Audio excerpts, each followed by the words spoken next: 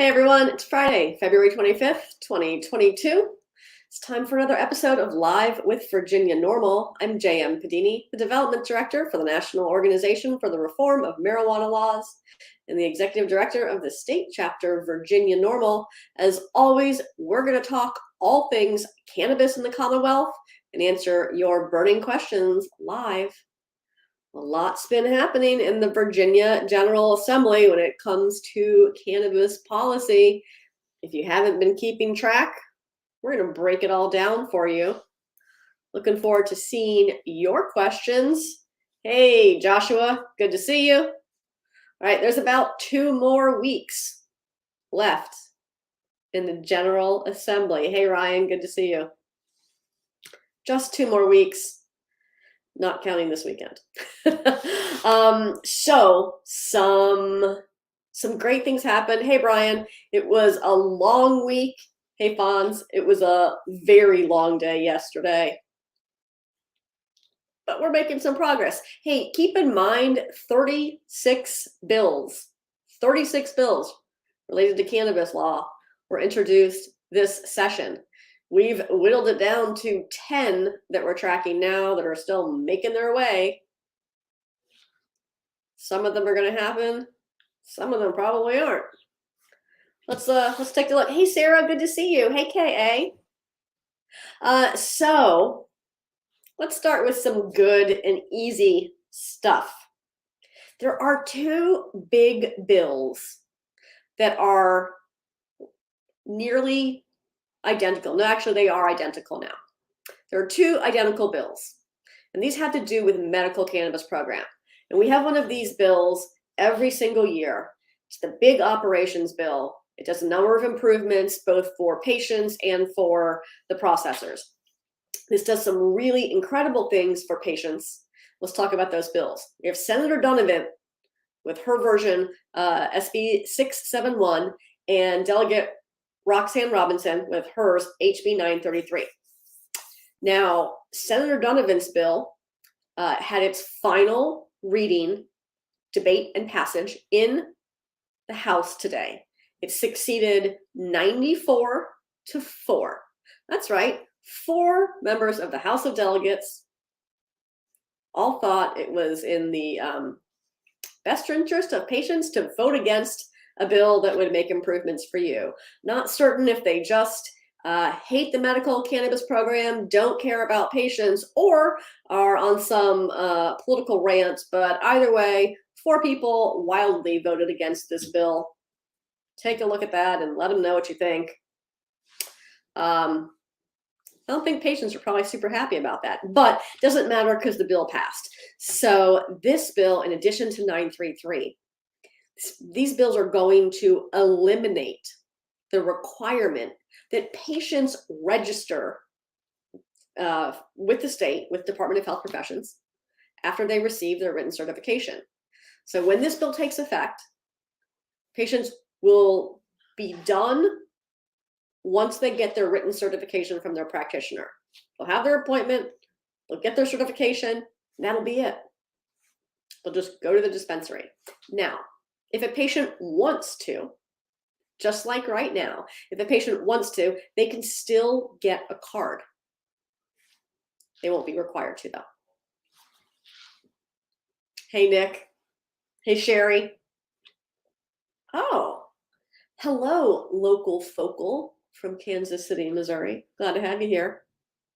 Ryan, same old in the political world. Hey, Fred and Katie. Hey, Paul. Humble hydroponics. Why, yes, we do know which ones, and you can take a peek at that on our bill tracker page. Hey, James in Indiana.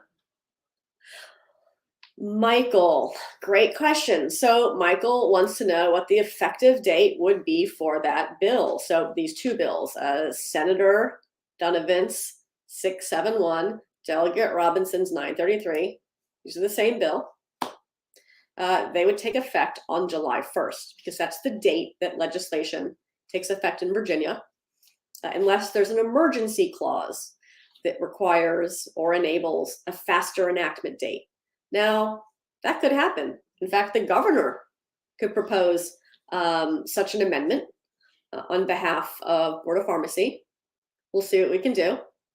But unless the governor sends down an amendment for this to take effect earlier, it's going to take effect on July 1. So Senator Donovan's bill has succeeded in both chambers, both in the Senate and in the House. It's going to go take one more trip back to the Senate, though, because the House amended the bill. So what will happen is on Monday, Senator Donovan's bill will be back before the Senate, and she will accede to the amendments put forth by the House, and the bill will be done. Now, Delegate Robinson's bill, 933, is about one stop behind hers. It will be on the third read on the uncontested calendar on Monday in the Senate. It's going to sail through on the rocket docket, be done on Monday. Then it'll kick back over to the House, be good to go. Now, oh, hello, Medical Wellness Center of Virginia. Hello, Ronson. I hope good things are on the horizon. We'll see. Some good things, at least for medical patients. All right, so Senator Hanger. Senator Hanger has a bill, Senate Bill 591. And this started out as a bill that was, admittedly a little redundant. It was intended to prohibit shapes in cannabis products. We already prohibit shapes in cannabis products here in Virginia. You can't make medical cannabis products that are appealing to children. Same thing will hold true when adult use is enacted sometime. In the United States, in fact, that's generally a standard practice. Well intended as this bill was, Senator Hanger said, "Oh, you know what? We ought to include these other products that are out there on the shelves that purport to be made from hemp or whatever." Unlike the products that are cannabis in Virginia, unlike the medical cannabis products, these products are in fact made in a wild variety of sizes and shapes and packaging that absolutely appeal to children. And in fact, children have been poisoned by them in the state of Virginia. So Senator Hanger added that to his bill, and then some other things came into the bill as well. Ultimately, what the bill would do is not criminalize products that contain THC. It would require them to be regulated. Imagine that, by the Cannabis Control Authority. And if a product weren't regulated by the Cannabis Control Authority, it would be severely restricted in the amount of THC that it could contain, right? Who wants to buy stuff that hasn't been tested?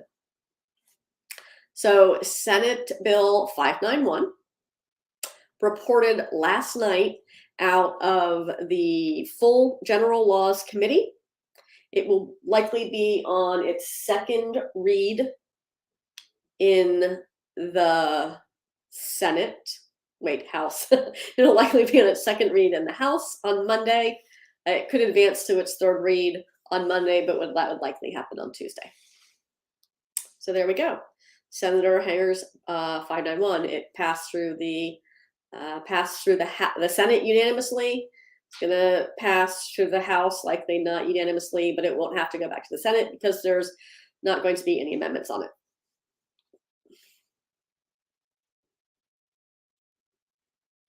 Going to read your comments now.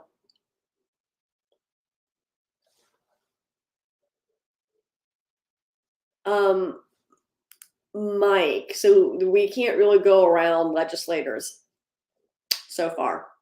That's not been a winning strategy. Number of religious organizations have tried this. It's not working out so far. There we go. See, thank you. Thank you, friend in Missouri. None of the products here in Virginia that are produced by licensed and regulated businesses look like that either. Hey, Roger, good to see you. Will patients still have to register with DHP after 671 succeeds? No, not after it takes effect on July 1. Well, Bernard asked who the hell wants to buy stuff that has been tested by the government. I don't know, but the government doesn't test stuff here in Virginia or really anywhere. It's private third-party laboratories. Oh, hey, Adam. Good to see you. Daniel, you get it. Exactly. Daniel, you hit it on the head there. Some states, 14 states, in fact, Daniel, have moved to criminalize Delta 8. That's a terrible policy. What is a good policy is requiring that products sold to consumers be tested for purity and potency and be labeled accurately. You deserve to know if what's on the package is actually what's in the product.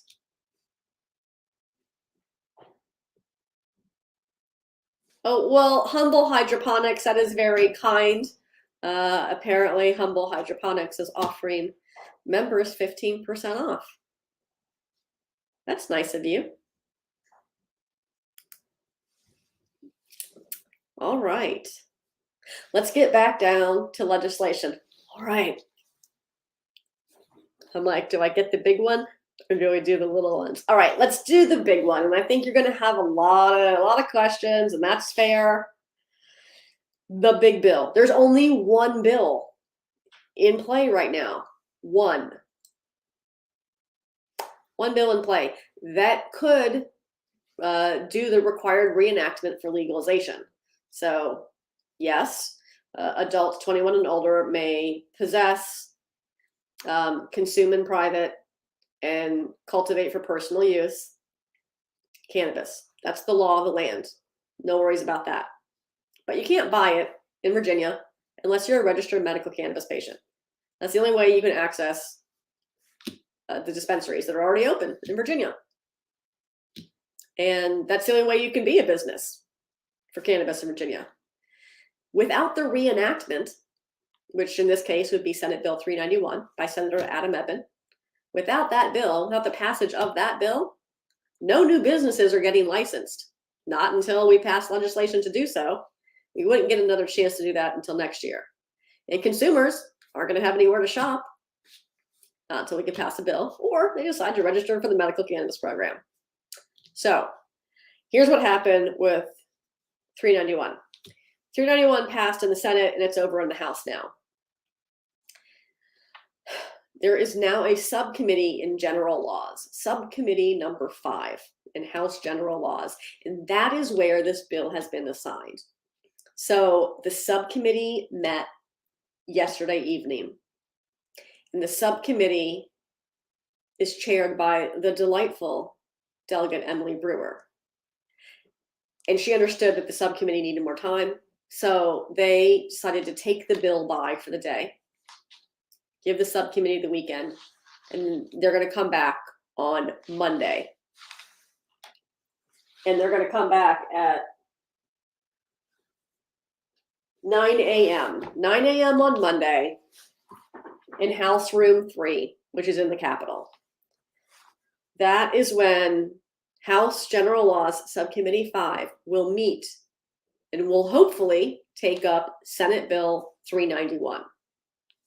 The objective at this point is to have enough members of the subcommittee agree to re-refer the bill to appropriations. They could do two things. They could put a substitute on the bill and then vote to report and re-refer, or they could just leave it where it is, not have any real discussion on it, and just move it over to appropriations. If the subcommittee votes to do that, then the full committee also has to vote to re-refer the bill to appropriations. Appropriations is a much more friendly committee. In appropriations, a substitute could be put on the bill, and the bill needs a substitute because the bill needs to be able to succeed in the House of Delegates. House of Delegates is controlled by Republicans, not by Democrats like the Senate. Democratic Senate passed the bill. Now it's in the Republican House. Got to do something different. Ultimately, the objective is to get the bill to the floor, pass it on the floor of the House so it can go into a conference committee. And that is where the House and the Senate would actually get down to writing the real version of the bill that everyone can agree on, and then they can try to pass one more time in both the House and the Senate. But if it doesn't pass in subcommittee, it can't get re-referred to appropriations from subcommittee and full committee on Monday, it's dead. That's it.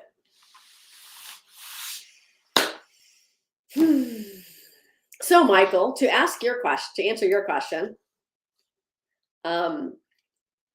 is it a friendly subcommittee?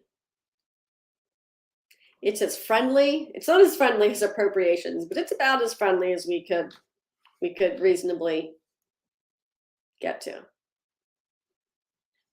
Now, the full committee, less friendly. Less friendly on both sides. Less friendly for Republicans, less friendly Democrats. Put that in your pipe and smoke it. Whew. Oh, Candace. Great question. So, Candace, there was legislation, I think there were 3 bills actually introduced that tried to repeal what we just passed. Right now, a law enforcement officer may not stop, search, or seize a person, place, or thing based solely, and solely is the operative word, solely on the odor of marijuana. There has to be some other reason as well. There were 3 bills attempting to repeal this. What happened is one of the bills got rolled in and one of them never got heard. But House Bill 79 is sort of the vehicle that's in play at this point. Now, fortunately, before House Bill 79 ever left committee, that provision was removed. So it doesn't have that in it anymore. House Bill 79 passed the House, and now it just targets things like window tinting and loud exhaust and things hanging from your rear view mirror. Also things that were all, you can't be pulled over for anymore. So this bill went over to the Democratic-controlled Senate. That bill is actually up on Monday at 8:30 in the Senate Judiciary.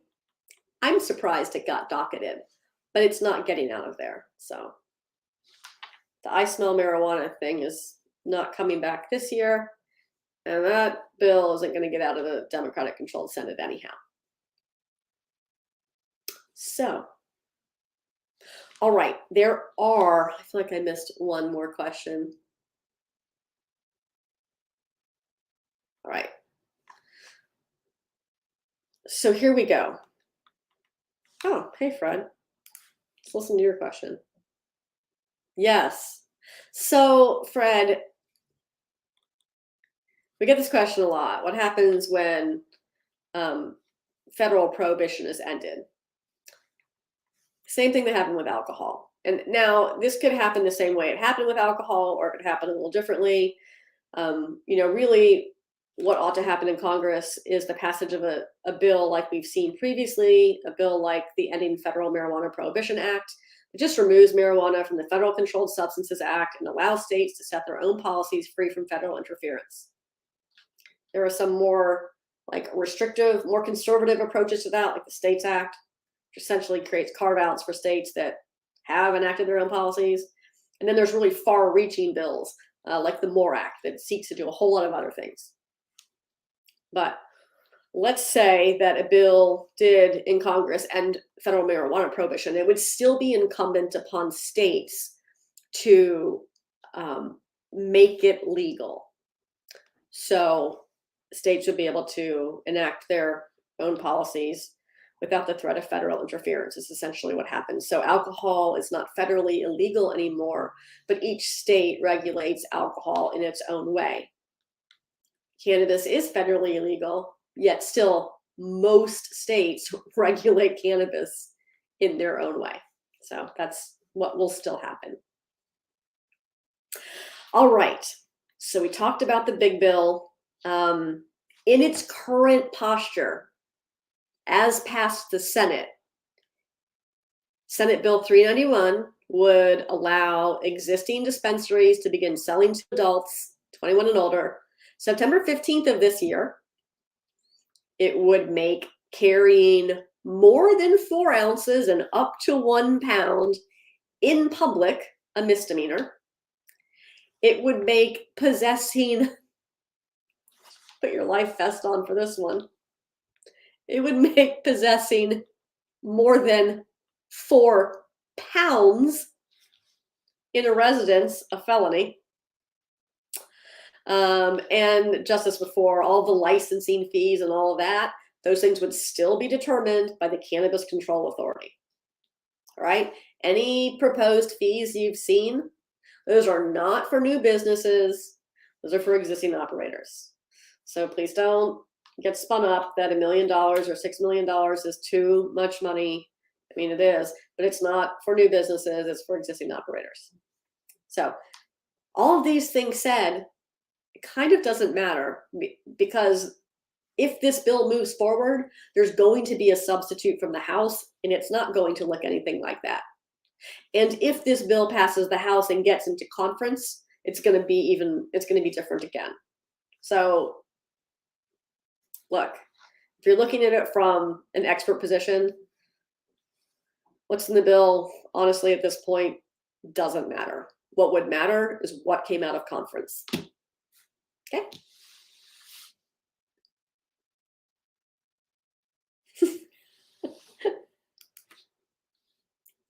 Yes, Ryan. Yes. Yes, in maximum in your home. All right. So those are all the bills that are happening. Now, there are 2 other medical cannabis bills that kind of took a back seat. One of them is going to move forward, and that is Senator Morrison's SB 542. What this bill does is moves the creation of the medical cannabis patient certificate, the certificate that patients get when they see a practitioner for a medical cannabis certification. That form right now, and for many years since we've had it, has been issued by, well, created by the Supreme Court of Virginia. It's created by the Supreme Court of Virginia because originally it was to provide an affirmative defense, like you don't have to go to jail possibly piece of paper. It even used to have like a little dotted line so that if you did get arrested, I guess you were going to like carefully tear off the bottom and give it to the judge. I don't know. Fortunately, no one had to use it. But still, this form is created by the Supreme Court of Virginia when it should be created by the regulatory agency, which right now is Board of Pharmacy. So this is a very simple bill, 542. It just moves the creation of that form from Supreme Court over to Board of Pharmacy. And since patient registrations will be going away, we're also hoping to make the form look a little beefier, because right now it's a basic form that was created in Word and turned into a PDF. Doesn't look very official. So hopefully when it moves over to Board of Pharmacy, they can make a nice official looking form so that patients who don't want to apply for a card will have something that looks usable when they go to other states that offer reciprocity. So that bill and Senator Morrison's 772, which is another bill that would eliminate patient registrations, those will both be heard in House Health, Welfare and Institutions, Subcommittee 3 on Tuesday at 8:30 a.m. The Senator Morrison 772, his ending registration bill, which is similar to what's included in Senator Donovan and Delegate Robinson's bills. That bill is probably going to be tweaked a little bit to address registered agents. So that bill kind of took a back seat so we can get these other operations bills forward.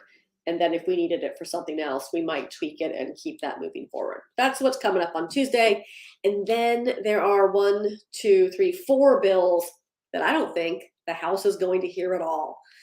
Senator Lucas's SB 564, which has to do with deeper sealing of records related to marijuana convictions. Senator Scott Surville's 742, which would prevent third-party agencies, third-party companies from disseminating the sealed data, right? So a lot of, so all the marijuana misdemeanors, possession and possession with intent to distribute, those records have all been sealed by Virginia State Police. But there are third-party companies out there that buy this, they scrape up all these data and they keep them. And then when someone does a background check on you, they don't normally go to Virginia State Police to run the background check. They usually use one of these companies. And even though these records have been sealed and it's not supposed to be disclosed, these companies are still doing it. So Senator Surville's bill would end that. It's a great bill.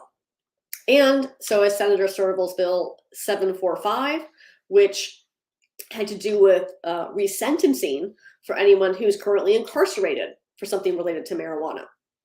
Also, Senator Morrison has a bill 105, and that would, it's super technical. So in some municipalities, if there are still pending cases where the officer said, I smell marijuana, in some municipalities, judges are still letting that move forward. They're still allowing that evidence to be entered and accepting that.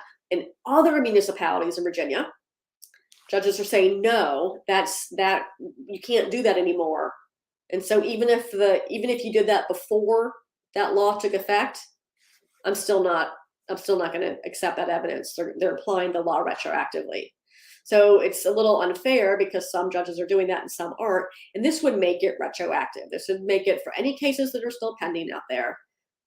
Judges could say, I'm not going to accept that evidence because you said I smell marijuana. Maybe you did, maybe you didn't. None of these bills appear likely to be heard. They're all in House Courts of Justice Committee. I don't see them on the docket for next week. So I don't think they would get out of House Courts of Justice. Maybe they will.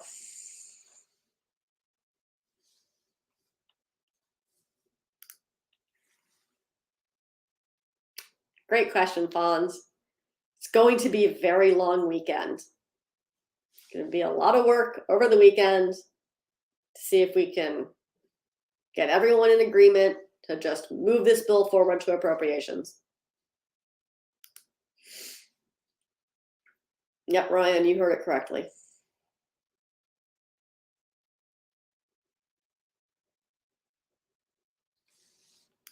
Ryan, thank you for being the voice of reason. That's a whole lot. All right. Is it clear if patients who want to utilize the employment protections will still need to register? No, actually, great question, Jennifer. So that law as written today is not dependent upon the registration. All of the laws are written specific to the written certification. So as long as a patient possesses a written certification, valid written certification. So it won't affect that. Oh. Hey, Dot, can I touch on social equity? Well, maybe. I mean, there are social equity provisions in the current version of SB 391. Are they going to be in the House substitute version? I don't know. We haven't seen it yet. But here's what I can say in all honesty about social equity. Number one, Democrats missed a real opportunity to button this all up in 2021. This could have been done and handled when Democrats controlled the administration, the House, and the Senate. But they didn't. They decided to drag it out. And here we are in a divided government. And neither the administration nor the House of Delegates are into the language currently used for social equity. It doesn't mean they object wholeheartedly to the principles behind it. So I'd explain it like this. Social equity has a framing issue. Talk about it differently, accomplishes the same thing. What's the problem? If you were paying attention, you would have heard members appointed to the Cannabis Equity Reinvestment Board, you would have heard them talking about this and talking about it as community reinvestment. So we know there is support for existing programs out there like SWAM, Small Women and Minority-Owned Businesses. So we know there's bipartisan support for SWAM. We know there's bipartisan support for veteran-owned businesses. We know there's bipartisan support for ensuring there is economic opportunity for those who are already in economically disadvantaged areas, right? So there's general consensus around SWAM, around economically disadvantaged areas. And we can use language that's emotionally appealing to the majority of the members, then we can move forward. But what is going to be a deal killer is pounding the table and screaming about, my way or no way. Because the reality of the situation is Republicans control the administration for the next 4 years. If they don't like what's in the bill, it's not getting signed. The reality of the situation is the House of Delegates is controlled by Republicans for at least the next 2 years. If they don't like what's in the bill, it's not getting passed. So friends, read the room and decide what your actual objective is. Is it to have it your way or the highway, or is it to continue moving forward? And I will tell you, the only reason we are here today with legalization as the law of the land in Virginia, the only state in the South that has that, the only reason is because we were willing to take slow, steady, measured, incremental steps forward. We started this process in 2015, and here we are, and cannabis is legal in Virginia. And we took a bunch of small steps that everyone complained about. They weren't good enough. They weren't fast enough. It wasn't enough, right? But it got us where we are. And if we hadn't taken those small steps, we would not be here today. So I get it. It's not what you want. It's not perfect. It's not good enough. Hold your nose, vote yes, and move on forward, right? Showing up late in the game, complaining, saying, I'm going to take my ball and go home. Look, I'm not here for that partisan nonsense. Just get in the game, do the best you can, keep moving forward. You owe that to Virginians. Pointing fingers and saying, well, that's the House's problem. Pointing fingers and saying, well, that's the Senate's problem. That's not working for Virginians. Virginians deserve a better public policy than the one we have in place today. So they voted you to do. That's what they voted you into office to do, is to work for them.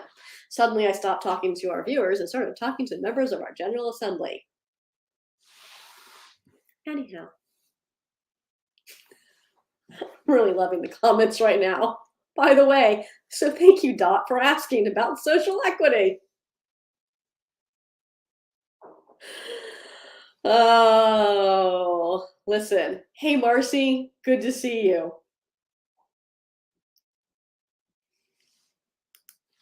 Thank you, Jennifer. Thank you. Please just cover everything in delicious cheese and vote yes. Oh. Well, Humble Hydroponics, if they don't pass a bill this session, you're going to have to wait for another year. And what happens when you wait for another year? It gets even more difficult for a small business like yours to compete with the illicit market. Because you're not competing against 4 medical companies. You're competing against the illicit market. I know that's not as fun and sexy because it's super cool to get angry about big marijuana. That's not the reality, friends. The reality is small businesses that want to enter this marketplace are not competing with G-Leaf or Columbia Care or Rise. They're competing with the illicit market. Yep, Alan, I would agree. This is baby steps because it's what we can do. It was like that under the Republican control previously. We were able to get a lot of things done. 4 years ago this week, we passed historic landmark legislation. We passed the Let Doctors Decide bill. Medical cannabis in Virginia used to be for one condition, intractable epilepsy. That's it. No one else. And we passed a bill that ripped that Band-Aid right off. We didn't hang a bunch of disease ornaments on the Christmas tree saying, well, it's for you and you, but not for you. We said, listen, it's for everyone. Let your doctor decide. They practice healthcare, not the Senate, not the House of Delegates, unless you're like a few members. There are a few people in the legislature that do practice healthcare, but not the people who are making decisions on these bills. And they wisely said, oh, yes, this is a better approach. Passed this bill unanimously 4 years ago. First state in the country to take a kind of crappy CBD bill and blow the doors off it. So, got all the feels today. Hello, Farzana. Andrew Holt, thank you. I will high five myself. I appreciate your comments. Hey, Christopher, good to see you.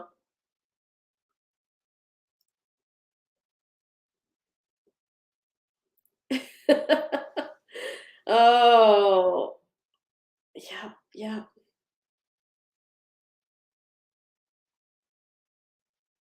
Well, Marcy, there are no huge licensing fees right now. That's not a thing. It doesn't exist for any of the potential new businesses out there. Anyone who's shouting about huge licensing fees doesn't know how to read the legislation. There are no licensing fees defined for new businesses. So no one needs to worry about that. Hey, Brian, they did not. Well, the Senate passed SB 105, but it's just sitting in the House Courts of Justice now. It's not docketed for their next hearing. And I don't think they're going to hear it at all. That's what I think. All right, so we talked a lot about legislation. Farzana, you're welcome. We talked a lot about legislation. Let's talk about something fun, because I need a little fun in my life. Friends, here in Scott's Addition, which is where the office is here in Richmond, over on Boulevard, every March, we have Shamrock the Block. Shamrock the Block is March 12th from 12 to 6 on Arthur Ashe Boulevard. They close the boulevard down. There are lots and lots of vendors, crafts, cool nonprofit organizations. We'll be there. There's music. There's other things that people enjoy to celebrate St. Patrick's Day. You know what I mean? It's a great event. Lots of dogs, lots of kids, lots of families, lots of people having a great time, and we'll be there. We're part of the Scott's Addition community, and we're always at Shamrock the Block and Scott's Addition Pumpkin Festival. So we need volunteers. Who wants to come volunteer? Go ahead, raise your hands. I can see you. Okay, thank you. We would love to have you come volunteer for a few hours at our tent at Shamrock Block on March 12th. All you have to do is send us an email to info@virginianormal.org. I know Cassidy is dropping that in the chat to you. So check out the Facebook event for Shamrock the Block. Make sure you are going to come see us there, and I'd really love for you to come volunteer. If you have not volunteered with us yet, you'll get a free t-shirt. If you've already volunteered with us, please wear the t-shirt we gave you. Unless it's not one of the new ones, and then let me know and I'll get you a new one. So, would love to see you. Sarah Lunchy wants an intern. Always an intern. I expect to see you there. Don't you want to come down for that? All right, no new media hits this week. I think most people are waiting to see what happens. I talked to Seville Weekly yesterday and was like, hey, this bill's still got some hills to climb, so maybe just hold off on that. But if you want to hear what happened prior to crossover, we've got a great blog up on the NORML website when the Virginia Senate approved adult use cannabis retail sales and the historic bipartisan vote. That was neat. Sat down and talked to WUSA 9, and they put out an article, could recreational marijuana be legal in Virginia by September 15th? Could be. Friends of you living up in the northern part of the state, Beyond Hello opened a medical dispensary in Bellhaven.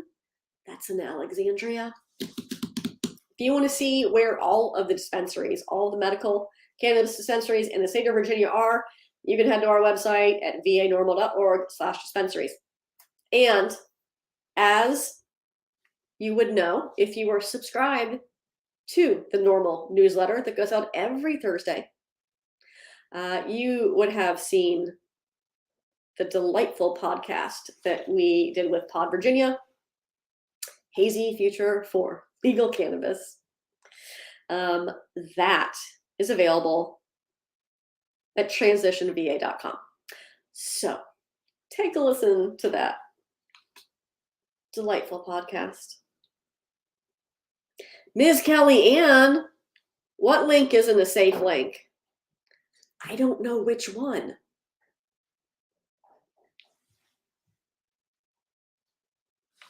The one on Facebook?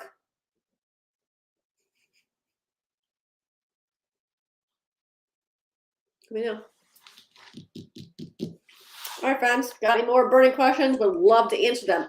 Hey, while you're thinking about what you want to know, it's a great time to join Virginia NORML or NORML or both. I forgot where I moved the cards. They're right here.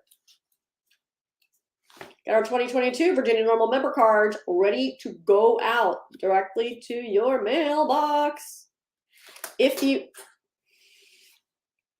join at the $25 level, you'll get that delightful card, a letter from me, and a sticker. I wondered where it went.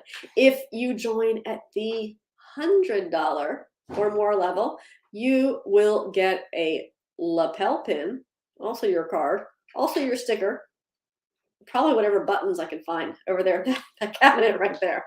I'll also send the clip with it, since I already got to put it in a bubble mailer. Now, if you want to join at the $420 level, and thank you, because a number of you did this year, then we're going to send you a t-shirt. We're going to send you a copy of whatever books I have in this office, which right now are Marijuana is Safer, So Why Are We Driving People to Drink? By NORML's own Paul Armentano. Also by NORML's own Paul Armentano. You'll receive a copy of that green book over that shoulder right there. Cannabis, Clinical Applications for Cannabis and Cannabinoids, a review of the recent scientific literature. And we still have a few copies left of Cannabinomics. I'm going to throw one of those in there if you're joining at the $420 or more level for Virginia NORML. Friends, I'd also love to send you your NORML membership card. NORML membership starts at $35 annually. You will get this delightful membership card.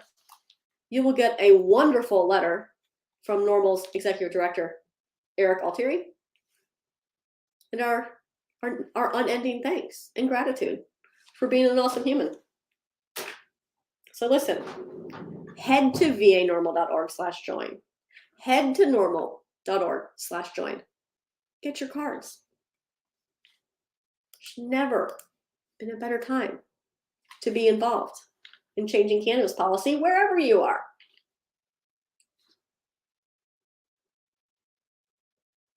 Great. I'm so glad we fixed that link and everyone knows what's up.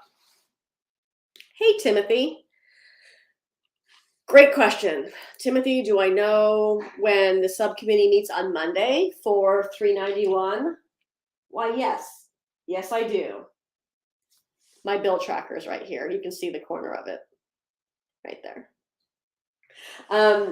House General Laws Subcommittee number 5 meets on Monday at 9 a.m. in House Room 3. That's on the first floor of the Capitol. So you can stream the subcommittee live. There's a link to that, I think, already on our bill tracker page. You can, once it's populated, I'm not certain that it's up yet, but there should be a link. If it's not there today, it should come up over the weekend to register to offer comment via Zoom. in that subcommittee, or you can submit written testimony to the subcommittee. There are 2 ways to provide comments. So you can provide comments through the link on the General Assembly website, the subcommittees, whatever. You can provide comments that way. And it's good to do both. You can use our link and send an email to your senator and delegate. But if you want to send feedback to all of the committee members, then you can use the link on that page. And I think we'll go ahead and once it's up, Cassidy, let's make sure we post that on our Facebook. Really, if you are sending a message to members of the subcommittee, the best thing to do is to say that you are a Virginian.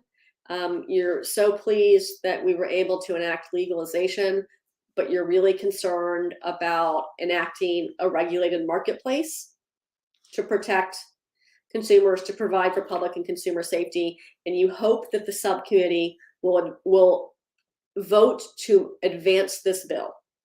You don't have to get specific and say, move the bill to appropriations, but you can say, you're a Virginian, you're fully in support of advancing this bill so that we can get something done this year, because something needs to be done this year.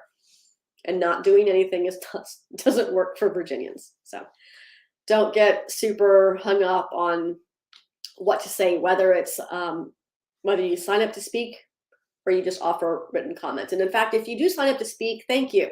Just say your name and you are in support of the bill.